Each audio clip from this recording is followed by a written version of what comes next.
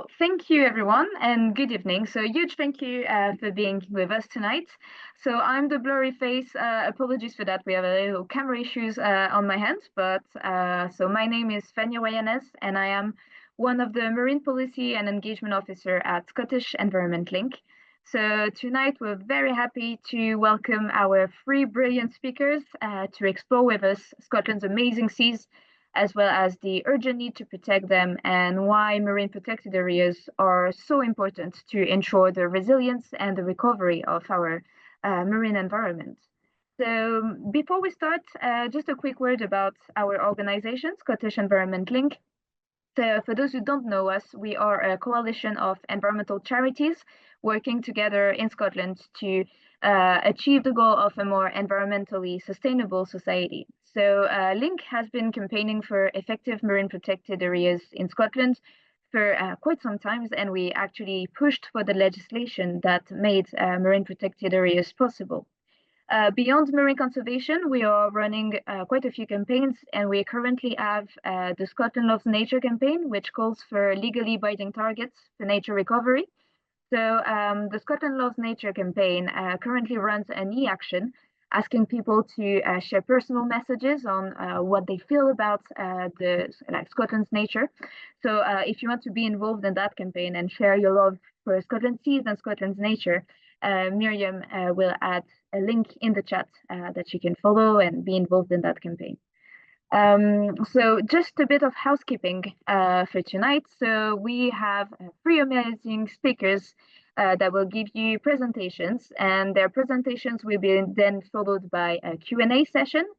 So the webinar tonight is due to end at 7 p.m., but given the numbers of us tonight, we expect a lot of questions. So if there are too many questions, we might run over until 7:15 at the latest. So if anyone needs to leave before that and at any point in the webinar, obviously that's perfectly fine. So you'll see on your screen that you have a Q&A box and a chat box. So we ask you to please post your questions to our speakers in the Q&A box. And you'll see that you can vote for the questions that you want to see answered. So please feel free to upvote the questions so that it will help us prioritize basically the questions that are the most popular and that you really want to see answered. Once again, don't put questions for the speakers in the in the chat box. Really use the Q&A box, but please do use the chat for any comments or discussions or sharing resources, etc. So throughout the webinar, we're going to run three polls, just little questions. So we're going to start with one just now, if Miriam can launch it. So the first question will appear on your screen. Yeah, just finding it.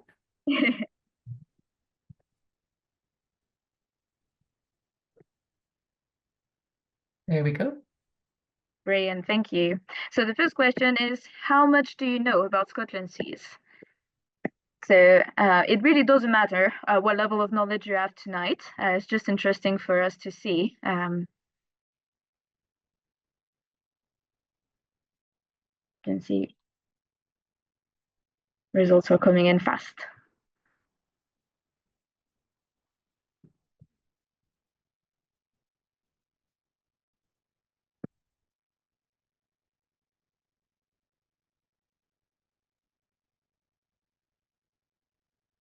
Brilliant.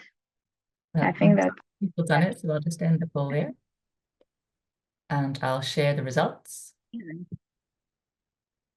Great. So we have quite a diverse pool of people, I would say, tonight. It's great. A lot of sea lovers, majority of sea lovers, and people with a keen interest to go to the sea and keen interest with the marine environment. So that's absolutely brilliant. Thank you for your answers. So without further ado, I'll turn to our first speaker tonight. So our first speaker is Jessica Jones. So Jess manages the Scottish Wildlife Trust Marine Policy team. The Scottish Wildlife Trust is one of Link member organizations, so we're very happy to have Jess tonight. Jess has quite an extensive experience in all things marine. She spent several years researching squid fisheries and resource management in the Falkland Islands and the US before coming back to the Scottish Wildlife Trust. So in our presentation tonight, Jess will outline the vital role of MPAs. So I'll let Jess share our screen.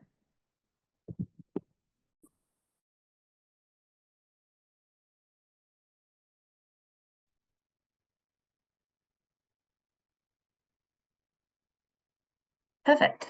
Hopefully everybody can see that. Nice to see everybody. I'm Jess. I'm the Marine Policy Manager at Scottish Wildlife Trust, and I'm just going to give a kind of introduction to marine protected areas. So yeah, what are marine protected areas? They're areas to safeguard important species, habitats, and geology. And they're designated to protect marine life and habitats from damage caused by human activities.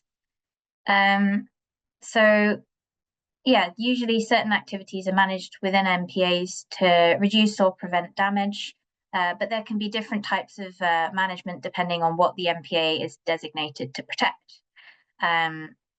So Scottish ministers within Scotland designate the marine protected areas based on scientific evidence and advice from NatureScot.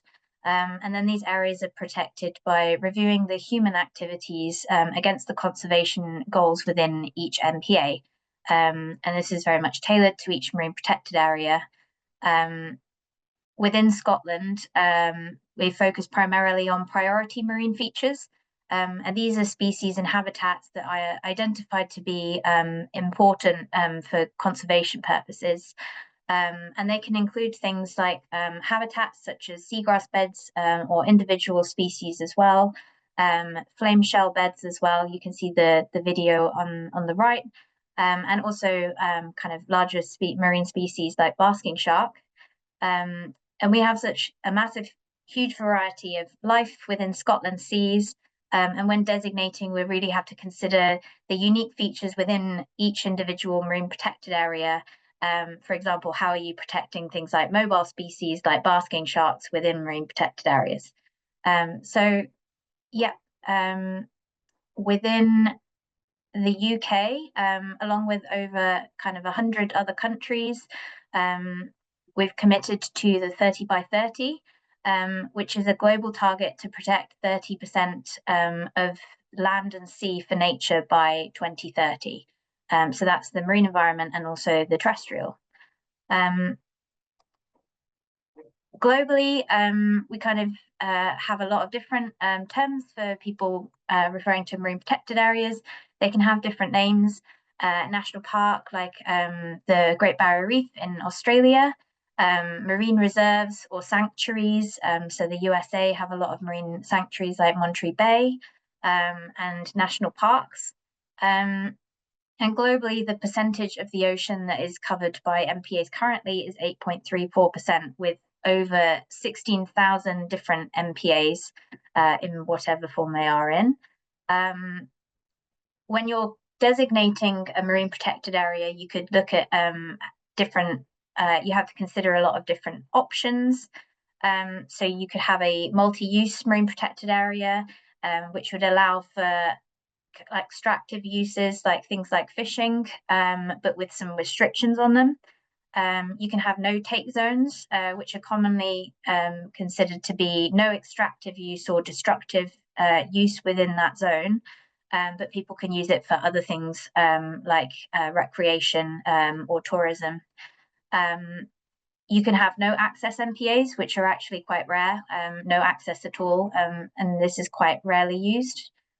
Or more of a zonal approach where you're using a combination of lots of different options. So having some areas that are no take and some areas that are multi-use. You also have to consider whether you're going to have a kind of permanent MPA, whether you're going to have a temporary marine protected area, which is closing fishing for a season and then reviewed later. Or you could have more of a conditional approach where it gets reviewed on an annual basis and then take it forward, deciding whether it's actually fitting its conservation purposes and objectives or not. So marine protected areas have a range of benefits. You can increase biodiversity, so the variety of animals, and also the biomass, so more marine life. And it can result in kind of larger sizes of different species. But alongside the kind of importance for enhancing that biodiversity, marine protected areas can also be vital for reducing the negative impacts of climate change. So habitats such as seagrass meadows and salt marshes can absorb carbon from the atmosphere and store it in sediments. And these kind of blue carbon habitats have a kind of greater tendency to sequester carbon than terrestrial ecosystems, but can also provide a bit greater longevity in the storage of that captured carbon. So yeah, the UK seabed sediments alone, so that's kind of muddy, silty sediments, they store about 205 million tons of carbon. And there's a recent kind of UK blue carbon report that has a kind of Scotland focus summary briefing as well. And so I can put that in the chat a bit later to take a look at. So Scotland's MPAs, the Scottish government are required by law to designate marine protected areas.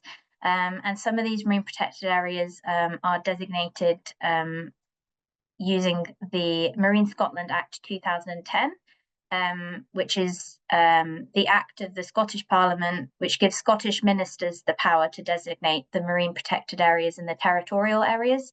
So this is 0 to 12 nautical miles. And then the Marine and Coastal Access Act is the act of UK Parliament, which gives the Scottish ministers the power to designate marine protected areas in the offshore areas, which is 12 nautical miles to 200 nautical miles. They're also required to publish a report to Scottish Parliament on Scotland's inshore and offshore marine protected areas every 6 years. And we've just had the most recent report, which was published in December 2024. At the moment, in terms of the status of what's happening, we've consulted on the fisheries management measures for the offshore marine protected areas, which is a smaller number of sites in 2024. And now we're expecting the kind of much larger fisheries management measures for the inshore marine protected areas this year, which is a whole suite of sites, and it's quite a few. So we're waiting on that. Just to have a look at Scotland's marine area, the inshore area is just a bit just up to 12 nautical miles. Then we have the exclusive economic zone and the offshore region, which is out to the 200 nautical mile limit. But we also have some continental shelf limits adjacent to Scotland to the west. And you can find all of these kind of map layers within the National Marine Plan Interactive, which is kind of interactive site showing kind of all of the key features around Scotland and different marine uses. And it's a really good kind of repository of all of that data. So it's nice to have a look at it. Within the Marine Protected Area Network in Scotland, we do have a total of 247 sites, and 233 of these are for conservation purposes. The first suite of those marine protected areas were designated in 2014, and since then it's kind of increased with the kind of last suite of 4 more marine protected areas being designated in, I think, 2020. So at the moment, the percentage of Scotland's seas is currently at 37%, and it's and each of these is kind of designated under different types of legislation. But for the conservation sites, there are sites of special scientific interest, which are kind of a designation from NatureScot under the Nature Conservation Act. Then we have special areas of conservation, which protects 1 or more special habitats or species. And this is under the Habitats Directive, which was a kind of EU commitment. Special protected areas protects one or more rare, threatened or vulnerable bird species. So it's more focusing on birds. And then the nature conservation MPAs are kind of more of what you would traditionally think of as marine protected areas. They kind of have a set of conservation objectives for features, those priority marine features, allowing for sustainable use of the site to continue as long as those objectives can be achieved. Yeah, and these are designated under that Marine Scotland Act. And then there's the Ramsar sites, which are more wetlands of international importance. And then we have other area-based measures, which is more spatial zones that contribute to the protection of marine biodiversity, but not specifically designated for those nature purposes. And we have one research and demonstration area in Fair Isle, which was proposed by the community as a way of exploring management and the importance of seabirds as well. And then the historic MPAs are to protect heritage areas such as shipwrecks. So that's a bit of a kind of whistle-stop tour of the marine protected areas and setting the scene a little bit. And I've kind of provided some links which I can add into the chat to find out a bit more. So yeah, thanks very much for listening. Brilliant. Thank you so much, Jess. So just seeing in the chat, do not worry about your camera. That was me. So I'll keep off screen for now. So thank you so much, Jess, for your presentation. If you have any question to Jess, please add them into the Q&A box and avoid the chat box for any questions. So before we turn to our second presentation, it's time for another quick poll question. So Miriam will just ask you a question about, so a little fun fact about the ocean quahog, which is a bivalve mollusk, apologies for my terrible pronunciation, found in sandy and muddy sediments of Scotland seas. So how long do you think it can live?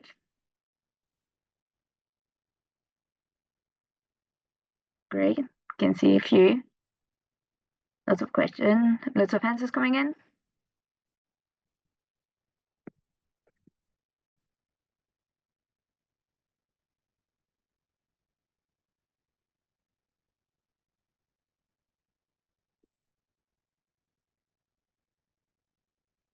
That's most people voted, so I'll just end the poll there and share people's answers.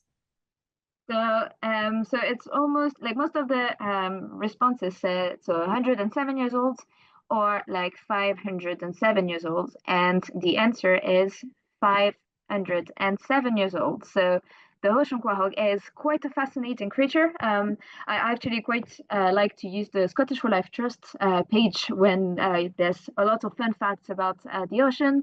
So the ocean quahog is an extremely slow growing species, and it's known as like the longest lived animal humans know. So quite an interesting species. If you don't know what it looks like, feel free to Google it. It's quite interesting. Thank you, Miriam.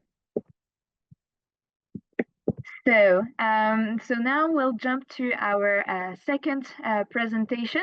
So tonight we're very happy to welcome Lucy Kay. So Lucy is the Marine Protected Area Project Officer at the Community of Arran Seabed Trust, known as COST.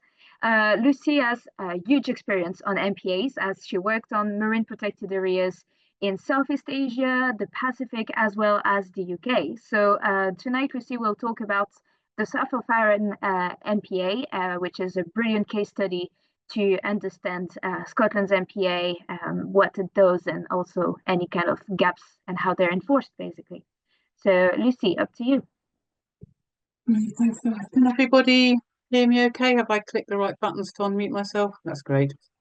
We can see you, we can hear you. Lovely, thanks very much. Thanks for the introduction. So yes, my name's Lucy Kay and I work as the Marine Protected Area Project Officer at the Community of Arran Seabed Trust. I'm going to chat a bit about issues facing the MPA network in Scotland, but using a local example from Arran to illustrate these. So just to orientate everybody to the area I'm talking about, in case you're not familiar with it, this is the Isle of Arran. It sits within the Clyde Sea area, which is shown in the green hatch. And this whole area used to be incredibly important for fisheries and was one of the most productive fishing areas in the whole of Europe. In the late Victorian era, as the sort of steam-powered fishing vessels were becoming more popular and being used a lot more for fishing, there's also concern about the impact of this sort of fishing and the industrialized greater sort of effort of it and its impact on seabed. And so in the late 1880s, steps were taken to actually prohibit the use of steam-powered trawlers close within the inshore all the way around Scotland. So creating an area that tends to be referred to as the 3-mile limit, where these vessels couldn't actually fish. And in the Clyde, the whole of the Clyde was actually closed to steam-powered bottom trawling.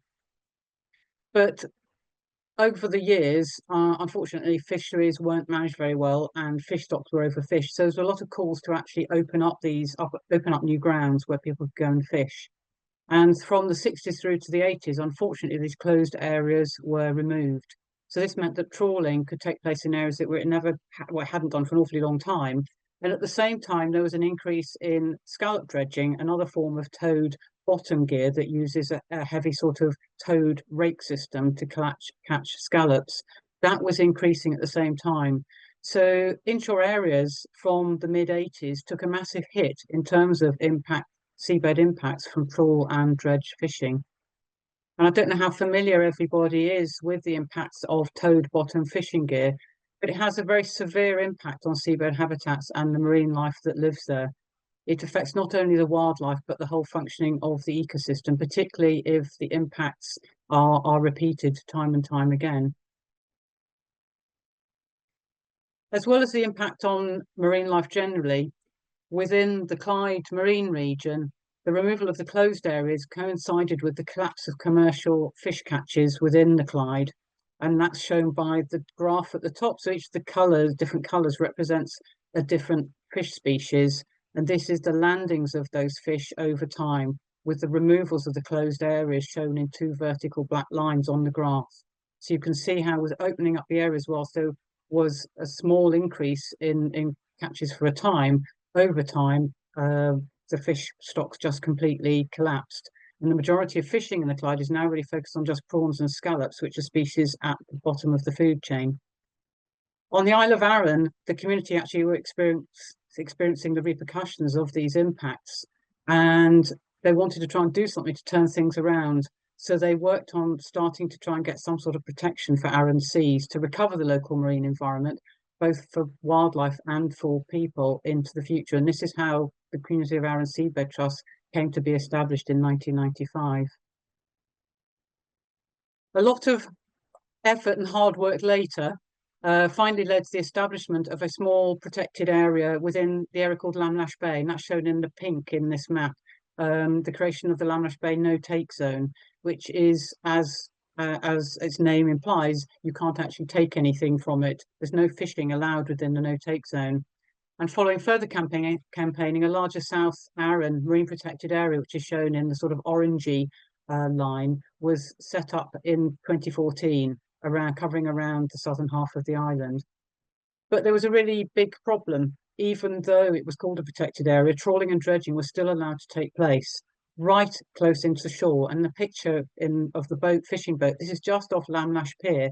It is really, really close inshore within Lamlash Bay. And quite understandably, people were very upset about this. They'd campaigned to get a protected area, but it actually wasn't protected.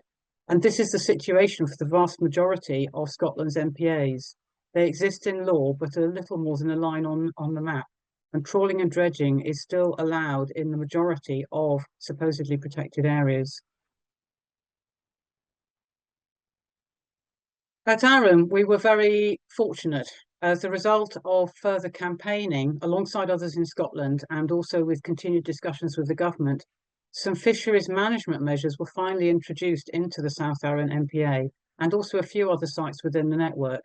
So if you look at the map at the bottom of the screen, this shows you these different fishing zones. Essentially, the fisheries management established a series of fishing zones where different fishing methods are either allowed or prohibited.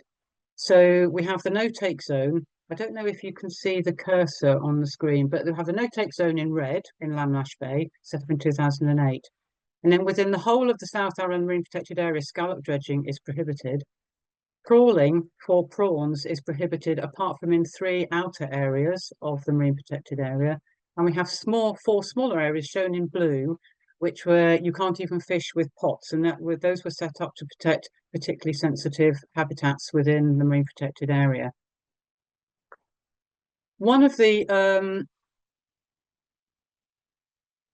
issues with management, and Jess kind of alluded to it, is that the sites are established on the basis of specific types of habitat or species. And the map at the top of the screen shows some of these important habitats that are the reason why the South Arran Marine Protected Area exists. So we've got things like mud habitat. So this is shown in brown, that large area of brown on the map, which is home for things like the scampi prawn. We've got merle beds, a really special type of habitat formed by a type of seaweed that and these habitats provide a really important home for other species. So these are shown in the sort of pinky colours on the map.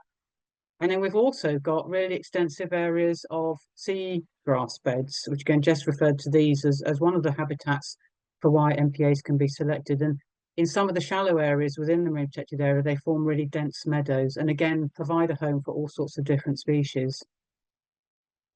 When bringing in management measures for MPAs, the approach often tends to be just to draw a little box around each of the protected features. So really trying to make the management measure as small as possible so that it just covers the areas where specific habitats or species are known to be present. So really not thinking about the site as a whole or how the health of different habitats or species is dependent on their connection and interaction with adjacent areas. If you look back at the map on the bottom right-hand side of the screen, you can see that actually we were very fortunate on Arran because the fisheries management measures were introduced to have taken more of a whole site approach. So we're thinking it provides more protection at a sort of system level or an ecosystem level. But even here, bottom trawling for prawns is still allowed over habitat, the mud habitat, that is meant to be protected. So really one of the points I wanted to make was that when we think about the management of our marine protected areas, we do need to be thinking about the whole system encompassed within the boundaries, really the whole ecosystem that's supported within an MPA. And even when we have the right protection and management in place, it needs to be enforced. We've had an awful lot of issues with enforcement on Arran.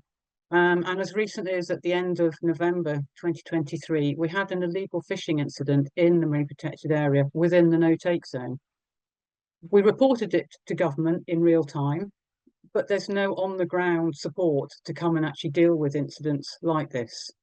So we were just standing there watching all this happening in the no-take zone, and seemingly nothing could be done. We were fortunate that thanks to the support of members of the community, we were actually able to get out and get video and photographic and positional evidence, which we passed on to the Scottish Government compliance team.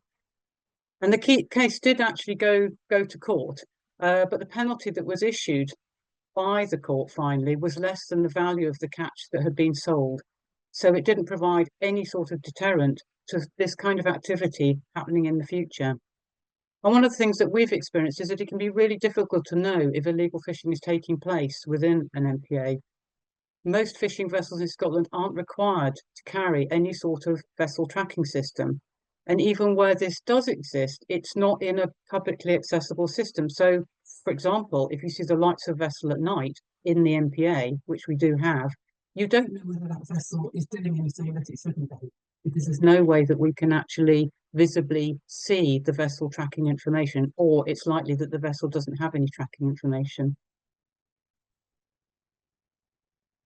Our experience on Arran is that individuals and communities do want to connect with their local sea area. That's why Coast came into being, was the interest of the community to do something for their local marine environment. But currently there isn't any support to establish local site-based management for individual MPAs. So it's really difficult, I think, for people to get involved with their local MPA and its management. And we feel that locally based management could provide a means for people to get involved in all aspects of their local or nearest marine protected area. I think I have to say that our experience on Arran is that the government's aspirations for Scotland's marine protected areas seem to be set very low. There are problems, for example, with how the conservation objectives, the aims for the protected habitats and species have been set. There isn't time to go into the detail of that, but that is one of the issues that we would identify. There's also only very limited monitoring of the marine protected areas taking place, so our ability to really understand the change of habitats and species within them is constrained. And I think it's fair to say that none of Scotland's MPAs would be considered to be well managed by any of the standards used globally to assess MPA management effectiveness. And really, I think we need to be aspiring for well protected and well managed MPAs. And then very finally, a few other things I wanted to touch on. As well as low aspirations, I feel there's an attitude problem with the Scottish Government's approach to marine protected areas. Perhaps I could stand up to say about the protection and management of Scotland's seas generally, but just focusing on marine protected areas, our experiences of a sort of reluctance to see MPAs as anything positive. And so you get a lot of heel dragging about bringing in effective protection and management.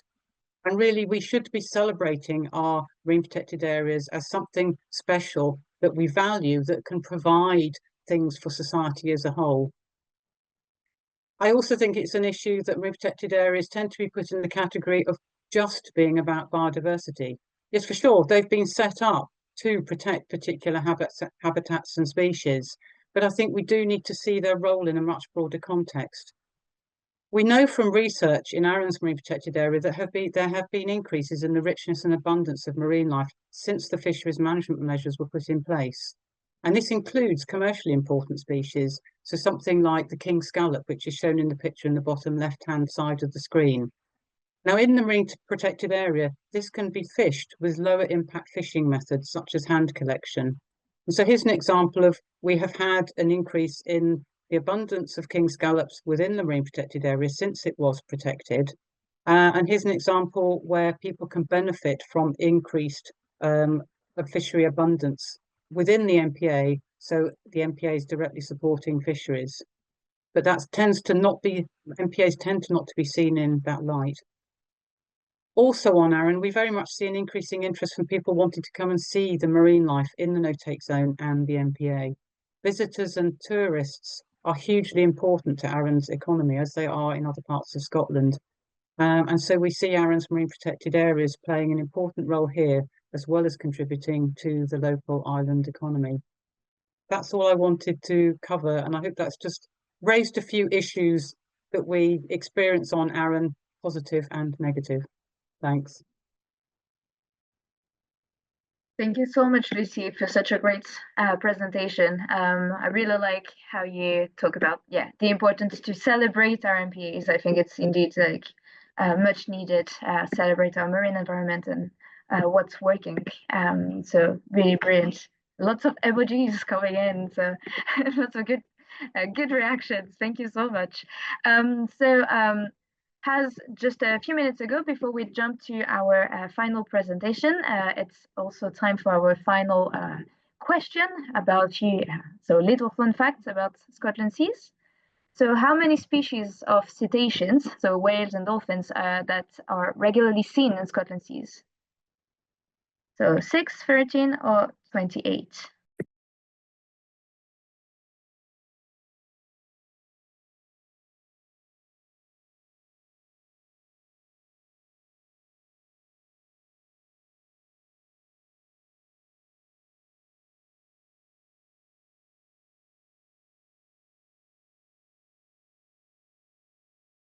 Great. So, so the results show so kind of close results between 13 and 28. It was actually a bit of a trick question, we have to say, because so the answer is that in UK waters and in Scotland waters, about 28 species are recorded, but 13 are regularly seen in Scotland waters. And about, actually 13 species of cetaceans, so whales and dolphin, are listed as priority marine features, which is this list of marine species and habitats that are identified as particularly important for conservation in Scottish waters. So it was a bit a tricky question. Thank you, Miriam. And so now we jump to our final presentation of the night, which is James Harrison. So James is a professor of environmental law at Edinburgh University and was actually my professor of international law of the sea during my studies. So James has a particular expertise on international environmental law, international ocean governance, and international law of the sea. So tonight, James will wrap up with presentation on reflecting on the current state of the marine protected area network in Scotland, the gaps and the step needed to go towards effective and equitable management of Scottish MPA network. So before I end to James, just a reminder that if you have any questions to our speakers, please use the Q&A box. And up to you, James. Thanks very much, Fanny. Thank you, everybody. It's a great pleasure to be here. I've done a fair amount of work both with Coast and ScotLink on MPAs in the past. So it's great to share this platform with everybody. I've not got any slides, and I'm really just going to make 3 general points to build on the presentations that have already been well delivered by Jess and Lucy. 1 point about management, 1 point about enforcement, and 1 point about the broader marine landscape, or seascape, I guess is the better word, for conservation.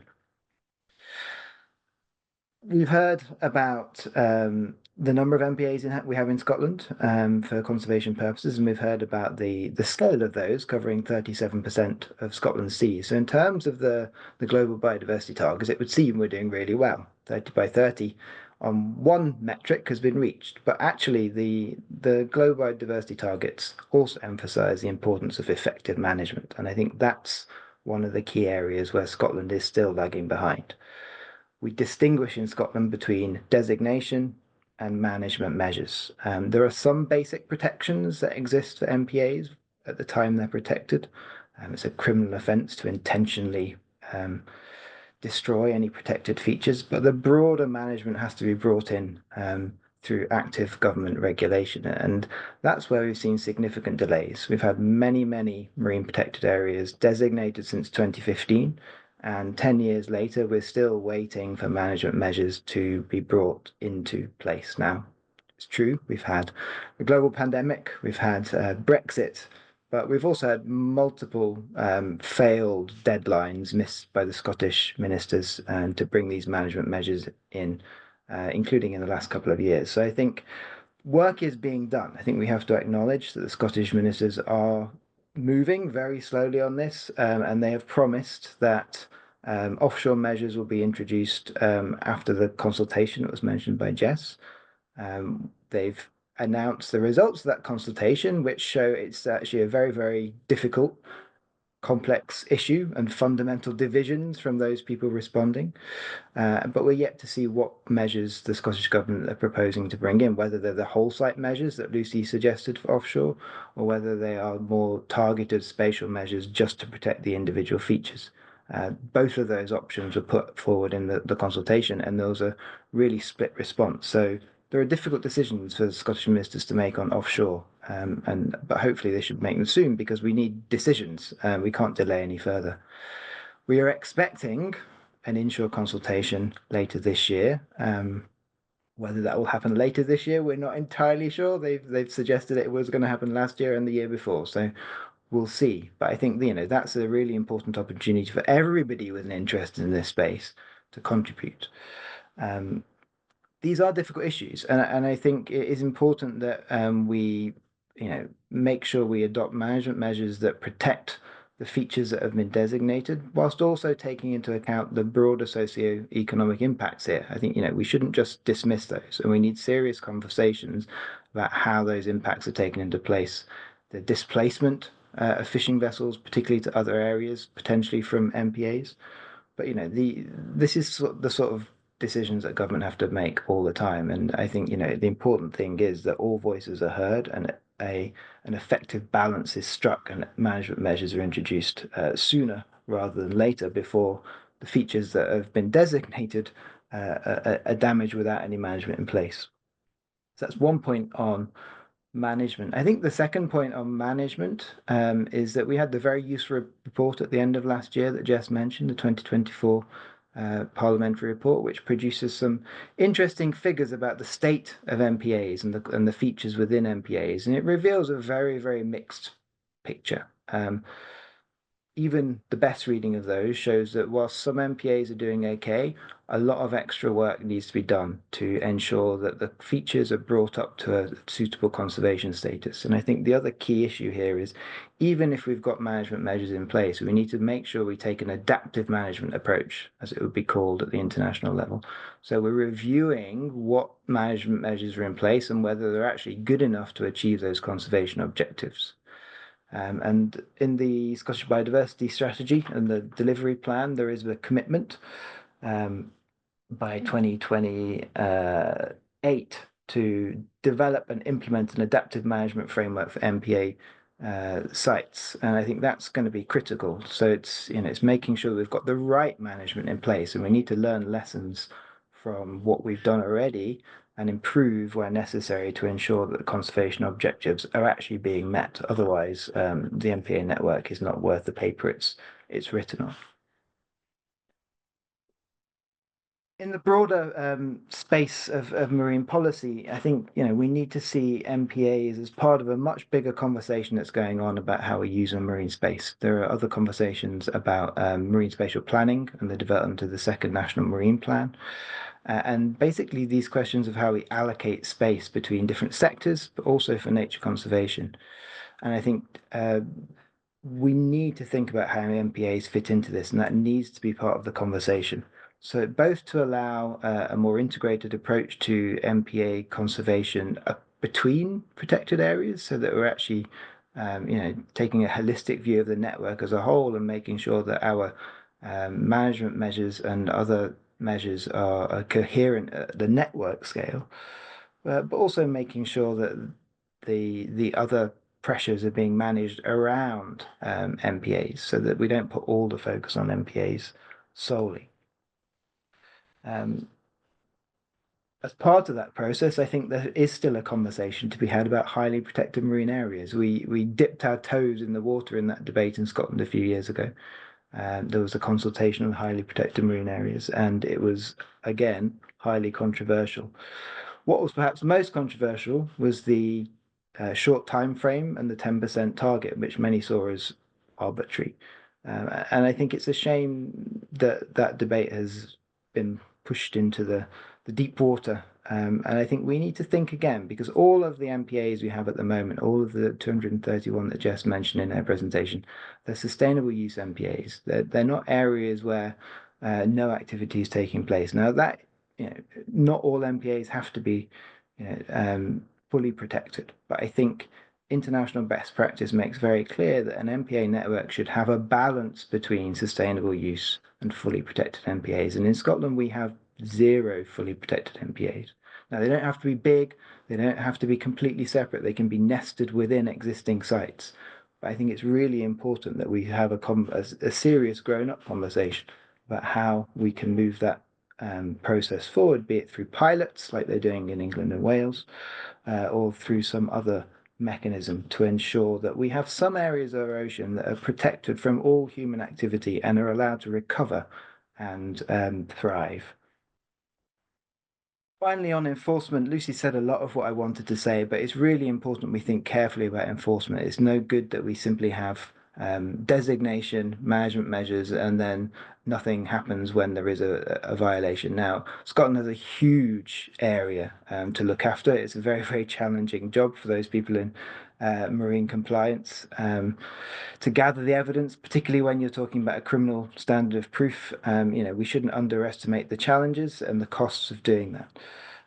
But what is really disappointing is when that evidence is gathered and it goes to court, is the level of the fines that are imposed at the end of the day. Lucy gave one example from the South Arran MPA, where essentially the people involved ended up making money out of that violation. But that's not an unusual story. The fines that are imposed are regularly very, very small, and they provide very little disincentive for actually unlawful activity within MPAs. There is a review of fisheries enforcement at the moment being carried out, and let's hope that that leads to some strengthening, but it won't do unless people actually speak up and raise this issue. And I think that's where these conversations come in. So I will stop there, and thank you all again for your attention. Thank you so much, James. That was very helpful to have a wrap up and further thoughts on the key things happening at the moment. So thank you for our three amazing speakers. I might stay off camera, but hopefully you can hear me clearly enough so I can lead the Q&A session. There are quite a few questions, very interesting questions about 30 by 30, how do we enforce MPAs, are they managed, but also a lot about how do we engage with communities and different sectors. So I'll start with first question, which is for everyone, but maybe you'll say. So how much of the currently 37% of protected areas in Scotland actually complies with the requirement of the 30 by 30? So is there any speaker willing to answer this question? And maybe, I don't want to put anyone on the spot, but I guess, James, would you be the one? I don't want to put anybody on the spot, but in terms of a number, I couldn't give you an accurate number, I have to say. But it's acknowledged that we don't have management measures, and management measures are needed. So that the 20 offshore sites where there was a consultation at the end of last year, that they are designated, but they don't have management measures, so they couldn't count as being effectively managed. And the same is true for many of the inshore sites. And at the moment, all we have is this commitment to carry out a consultation.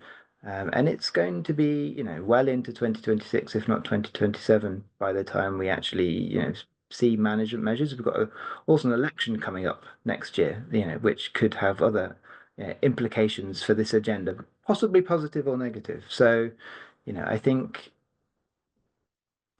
I don't know the precise figure off the top of my head of how many sites have management measures in place, but it's probably about less than half, frankly. Thank you, James. Yes, I think the number for the inshore areas is quite small. I don't have the offshore in mind, but yeah, it's definitely a handful of sites. Brilliant. So I'll keep going with questions. Just also to say that we might not have time to answer everyone, so feel free to follow up as well. We'll be happy to follow up by email if you need so. So I have more questions on so MPAs, how they're managed. Well, let me just have a look in the Q&A. So there was questions about the percentage of our seabed that is protected. So what percentage of our seabed is protected from bottom dredging? And so we had these questions about, we read the fact that a few years ago, 37% of the seas were, so sorry, I'm just reading out. So we had a few in the Q&A, somebody was talking about only 4% was considered as actually protected. We have questions about actually engaging with communities. So this is quite a popular question. What approaches work best for engaging communities in supporting MPAs? So, for example, there were recent MPA proposal in the Hebrides. So here we're talking about HPMAs actually, and the backlash that happened. So how can we handle, how can things be handled better in the future in general? And so, how do we work best for engaging with communities? And I think what Lucy said as well, celebrate MPAs more. Yes? Yeah, I think there's a lot of sort of elements within this question, actually. And I think it's part of the problem of the designation process that tends to be happened by government is it doesn't really offer the time for locally based discussions around proposals, but also actually hearing what local views are on what they want from their local sea area. There are quite a few examples in Scotland. So if people are interested, the Coastal Communities Network Scotland, they are various coastal communities that they have come together through the network. It's not all coastal communities, but all of them are interested in something, helping look after their local sea area in some ways. All sorts of different projects. Some people are looking at restoration, some people are looking at improved protection. And it's interesting because some people are working through their local area plans, like through local authority planning processes, to highlight issues for their local marine areas. So I think there are a number of potential avenues that people can become involved in discussions about their local area if there are groups like that that are involved. I think the issue is trying to actually, when it's a government-driven process, is allowing the space for those discussions to happen. So the example that was highlighted in the questions about the sort of kickback around in the Hebrides, which was to do with the highly protected marine area proposals. The consultation wasn't about any sites at all. It was actually about saying, how should we go about identifying sites that could be highly protected marine areas?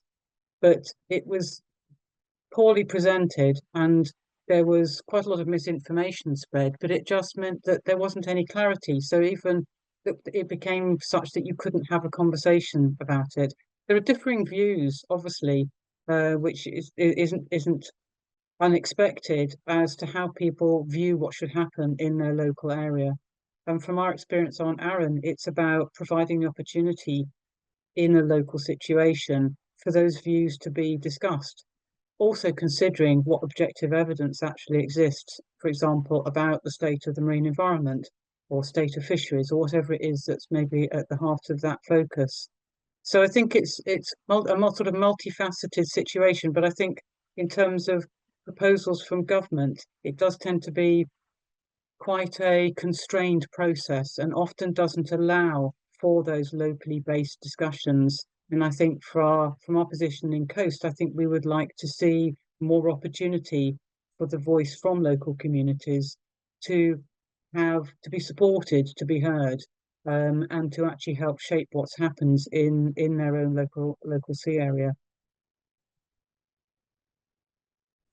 That's brilliant. Thank you, Lucy. Jess and James, yeah? Yeah, we were doing a kind of Oceans of Value project, which actually was looking at a kind of film on what people value in the Orkney Marine region. But we kind of took it on a bit of a kind of roadshow around Scotland, and we're asking people what the barriers were to people taking part in these conversations and using that film as a bit of a springboard for further discussion. But the communities themselves came up with a load of good approaches for, engaging with communities themselves from the government perspective. So improving those consultations and making them a bit easier for people to respond to, trying to use language that's easy for everybody to understand, simplifying those documents and making it really easy for people to actually respond by using kind of, easy dialogue. You don't necessarily have to answer every single question, just answer what's based on your expertise, and maybe making those kind of 300 pages reports a little bit more digestible. And people said using, different formats like film and things like that actually made it a little bit easier to digest and a bit more inspiring. So I think actually listening to communities on how they would like to be engaged is probably the best way. Thank you. Is there anything else that you want to add? If not, I have quite a related question or like comments about the fact that we have for example, the Fair Isle Demonstration and Research MPA that was local communities can propose MPAs. So this is part of the MPA selection and creation process in Scotland. Some MPAs can be created from what we call third-party proposals. So there were questions and comments about whether others had problems with, like, if any communities had problems in like proposing or doing a proposal for MPA. So yeah, I just wondered if in your work and experience you have had encountered or engaged as like local communities trying to put forward proposals or engage with communities who try to do that. Yeah, just any reflection on this third-party proposal MPAs. Yes, Lucy. Right, yeah, well, the South Arran MPA came out from a local third-party proposal. It was at the time when all the initial work was being done to establish the MPAs for the Scottish network, and so it was. I think it might have been the only third-party proposal at that time. I don't know quite how. I don't know whether any. I don't actually know whether any other communities have been trying to propose ideas for nature conservation MPAs. I think there is interest in the research and demonstration MPA process.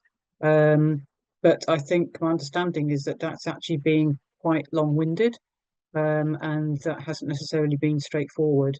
So, but I don't have any direct experience of that. So I think the provisions do exist, but I think it's probably a very small number that have actually been submitted, and particularly in recent years after the sort of initial flurry of designating the initial MPA network. Thank you, Lucy. That's, yeah, quite interesting to know. So now I have quite a few questions about different sectors and type of activities that may affect or not MPA. So we have one question about if you have any thoughts on the effects of salmon farms on the marine environment, but in MPA. So is like, how do they interact with MPAs? Can they be allowed or not? How does that work? So up to you, speakers. You can maybe say something about those sorts of broader activities. So it's not that they're completely unregulated. There's requirements in the legislation that when there's a proposal for a marine license or something else, some other authorization of an activity that takes place in a protected area or near a protected area, that the application has to consider the impacts and, in a sense, take mitigation measures. So, there are decision-making processes in place which will factor in the impacts of activities like salmon farms.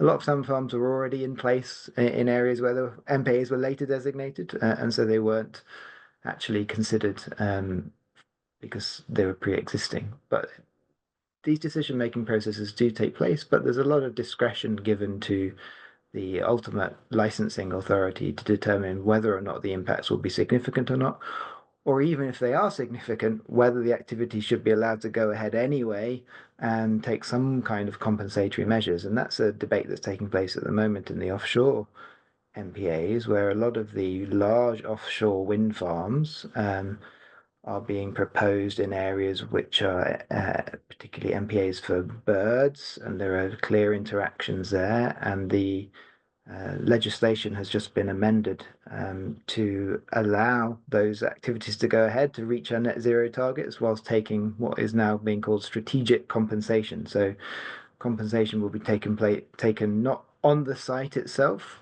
but in other areas.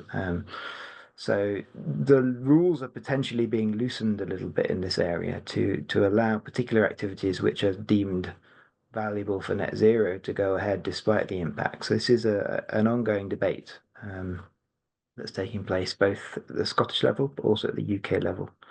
And there's a clear tension arising in some of these debates between different environmental objectives. Thanks, James. Lucy, yeah, I can see you. Thanks very much. Yeah, I think one of the things I'd like to identify, I think the approach that James has described, but it has real problems. One, because it focuses in on just the designated features of the MPA, which we've talked about already. rather than maybe looking at the whole system. I think that overall monitoring of things like the impacts of salmon farming is not sufficient to really understand the long-term cumulative impacts of many of the issues that arise from that industry. And that is something that we have take a real issue with. But I think also it comes back to the comment I made about our aspirations for our MPAs.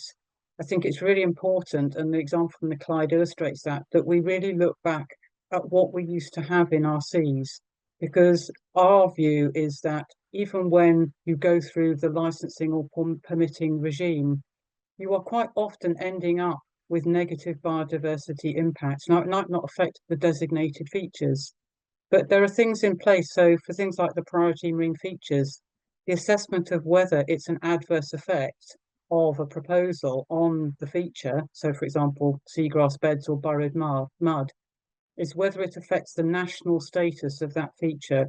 So does it actually affect it in the national picture? So for example, the burrowed mud that we have that's been trawled in South Arran MPA, in theory, we could lose an awful lot of burrowed mud within Scotland's inshore before it would actually be deemed to be having an effect on the national status of that particular feature. So I think there are some real problems in that decision making is not made in favour of biodiversity, and we're not actually really acknowledging and taking account of the losses that have occurred. We should be actually directing our management and decision making much more in favour of protection and recovery of biodiversity and habitats and ecosystem function. And that doesn't seem to be something that's actually within the decision making process as it exists at the moment. And that's something that we have, we would take an issue with. And I think also we alluded to the kind of, again, coming back to aspirations for MPAs, each feature is given a set of conservation objective at the time that the site is legally established or designated. For the vast majority of habitats and species within our existing MPA network, those objectives are set as conserve objectives. It basically means keep it in the condition it was at the time of the site designation. Now, we know in the example of South Arran, we had extensive trawling and dredging over many areas where we now have protected features. Our view is that there should be restoration objectives set for those features, that we've actually set the bar of our aspirations for this MPA far too low, assuming that the condition that things were in at the time of designation was okay. We would say there is very good evidence to indicate that it wouldn't have been. So I think there's a lot that comes back in terms of decision making about our MPAs and wider seas, and it includes things like salmon farms, is that we're not making decisions in favour of biodiversity recovery. And I think if we're to actually halt biodiversity loss and see a reversal in the trends of biodiversity loss, we have to start actually changing the decisions that we make in favour of achieving biodiversity recovery. That's brilliant. Thank you so much, Lucy. So we'll stay we already passed 7, so we'll stay for another few questions, but if anyone needs to leave, obviously that's perfectly fine. I just have a few more questions on the activities being managed within MPAs and the different types of activities. So I'll start with one about wind farm. So we've had the question about whether wind farms, are they allowed within MPAs or not? And if so, how badly do they affect MPAs?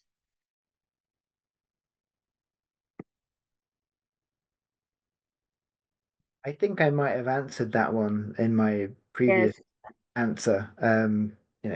How badly they affect MPAs depends on what the MPA is designated for. Because I mean, Lucy's right. At the moment, we do management on a feature by feature basis. So it will depend on what's being protected on the seabed. It will depend on whether birds are being protected in the interactions, and an assessment will be made for each individual application, and a decision will be made whether to the impacts are significant, what mitigation is allowed, and how any compensation should form compensation should take place. So I think it is a case by case basis, and I agree with a lot of what Lucy said in her last answer.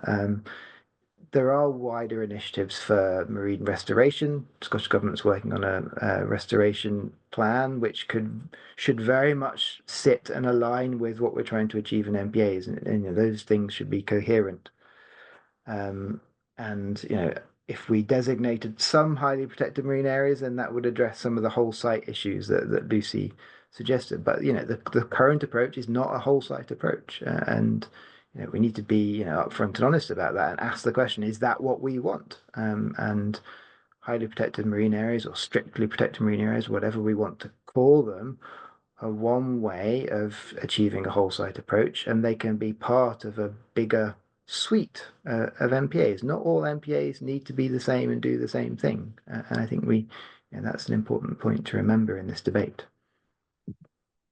Thank you. Yes, Lucy. I'd like to pick on a point that James made earlier, which is about the context of MPAs in wider inshore management. There's so much potential if we could get regional marine planning done well. It could provide a huge amount of opportunity, I think, for sort of biodiversity and ecosystem recovery, but actually finally achieving more sustainable use of our seas by actually trying to balance the costs and benefits of different activities and actions within the marine environment.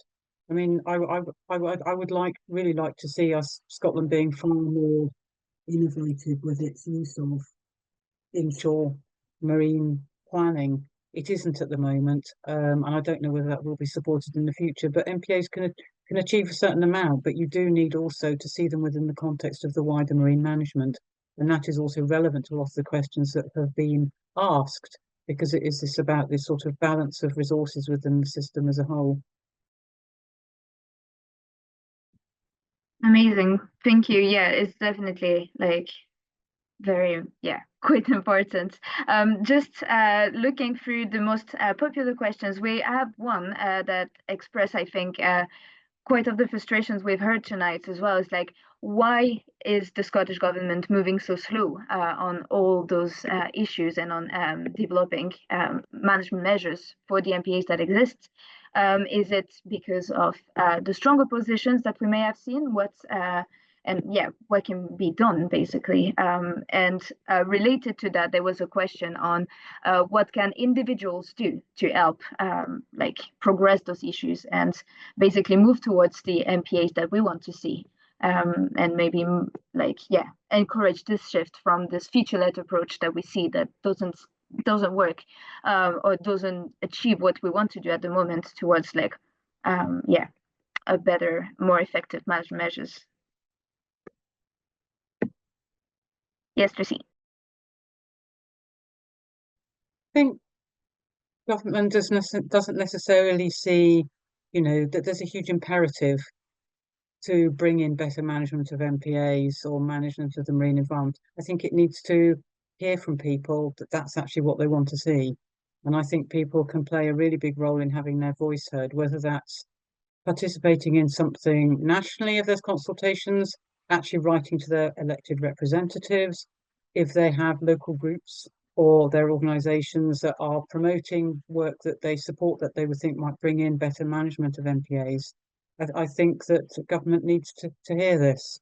If it's considered that it becomes an issue over which votes are won or lost, then it might be that they actually will pay more attention to it. I mean, government is having to balance some big issues, but I think recovery of the marine environment has the potential for such huge societal and economic benefits, as well as biodiversity, fundamental biodiversity, and sort of environmental benefits, that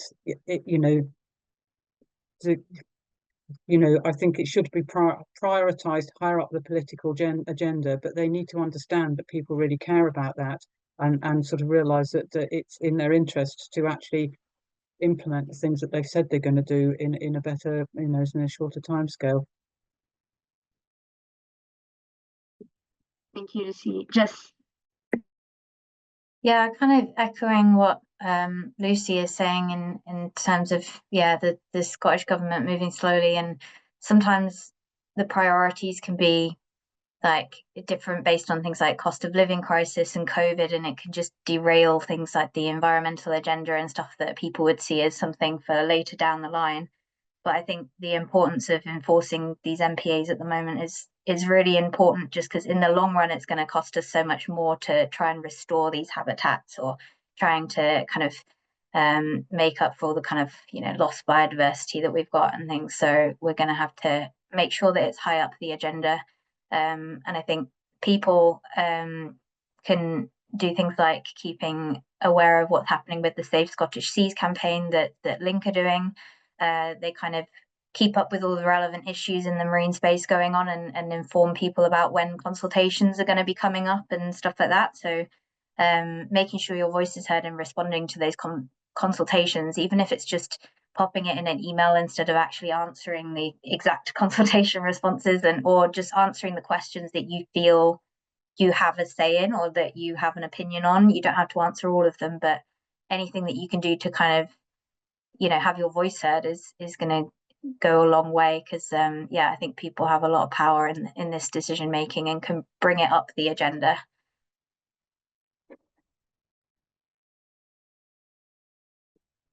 Thanks, Jess.